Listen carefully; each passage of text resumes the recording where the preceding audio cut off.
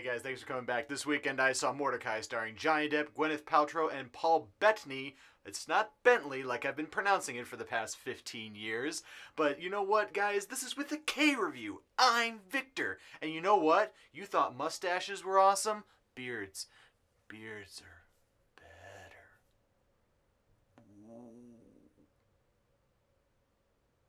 With a K review.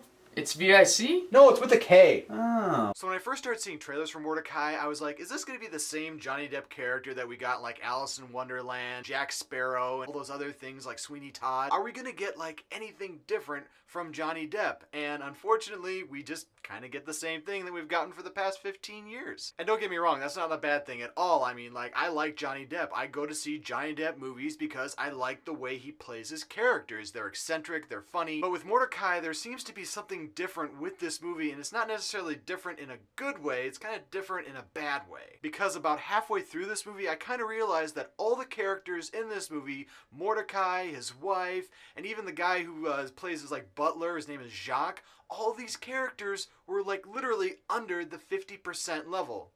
Let me explain this. To me, there's a point in a movie where all the characters need to gel, and like there needs to be like everybody plays off everybody really well, and everybody's like going back and forth, and the comedy's really snappy. But in this movie, it just like all the characters just seem to be like under that 50, under the ability to really like connect with each other in the movie. And while I was watching it, I was like, I can see all these visual gags, and I can see all the things, these little things that all the characters are doing, and it just really wasn't that funny. It wasn't interesting at all, and like really it wasn't towards like the last 20 to 30 minutes of this movie to where everybody really started to come together, and I slightly enjoyed it, just slightly. But for the most part, I really didn't think that this movie was worth my money, and I walked out of this movie like, I think this movie's gonna tank, and actually this weekend it did. But even though this movie does have a lot of bad things with it, and a lot of the characters don't really come out, I did kind of like the character of Mortdecai. I just wish that it would have gone above a little bit more. And by the way, this is actually based